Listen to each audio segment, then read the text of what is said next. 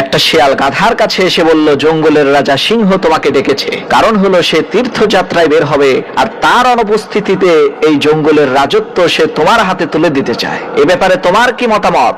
শিয়ালের এই কথা শুনে গাধা তো মহা খুশি। সে শিয়ালের কথা মতো সিংহের কাছে চলে গেল। সিংহ তো গাধাকে দেখা মাত্রই তার উপরে আক্রমণ করে বসলো।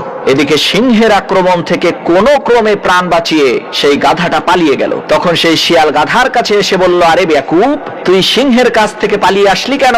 তখন সেই গাধা বলল, আরে ভাই, তুমি না বললে সে আমাকে রাজা বানাবে, কিন্তু সে তো আমার কান খেয়ে ফেলেছে। তখন সেই শিয়াল বলল, আরে বেয়াকুব, সে তো তোমার কান খায় নাই, তোমার কান ছোট করেছে। কেননা তোমাকে যে রাজ মুকুটটা পরানো হবে সেটা তো তোমার এই লম্বা কানের জন্য মাথার মধ্যে ফিট হবে না। শিয়ালের এই কথা শুনে গাধা আবার সেই সিংহের কাছে চলে গেল। সিংহ আবার সেই গাধার উপরে হামলা করলো। এবার ওই গাধাটা কোনো ক্রমে প্রাণে বেঁচে গেল। তখন সেই শিয়াল বলল, আরে গাধা, তুই তো সত্যিই গাধা, তুই শুধু সিংহের কাছ থেকে পালিয়ে যাস কেন?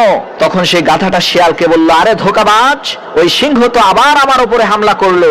রাজ মুকুট পরানোর জন্য না হয় সে আমার কানটা ছোট করেছে, এইবার তো সে আমার লেজটা খেয়ে ফেললো, লেজের মধ্যে আবার কোন মুকুট পরাবে? তখন সেই শিয়াল বলল, আরে মূর্খ, তুই যখন রাজ সিংহাসনে বসবি তখন তো এই লেজের কারণে তোর সমস্যা হবে, এই কারণেই তো তোর লেজটা ছোট করা হয়েছে। গাধা বলল, ও আচ্ছা, এই ব্যাপার ছিল, ঠিক আছে, কোনো সমস্যা নাই। গাধাটা আবার সেই শিয়ালের কথায় সিংহের কাছে চলে গেল, কিন্তু এইবার আর রেহাই পেল না। সিংহ ওই গাধাটার সর্বনাশ করে ফেললো। গাধার মাংস খেতে খেতে সেই সিংহটা শিয়ালকে বলতে লাগলো, কিরে ভাই, এই গাধাটার সমস্ত শরীর, প্রত্যেকটা অঙ্গ প্রত্যঙ্গ আমি এক এক করে খেয়েছি, কিন্তু দুঃখের বিষয় তার মস্তিষ্কটা আমি খুঁজে পেলাম না। তখন শিয়াল হেসে বলল, আরে রাজা মশাই, এই অশিক্ষিত মূর্খের কাছে তো মস্তিষ্ক ছিলই না।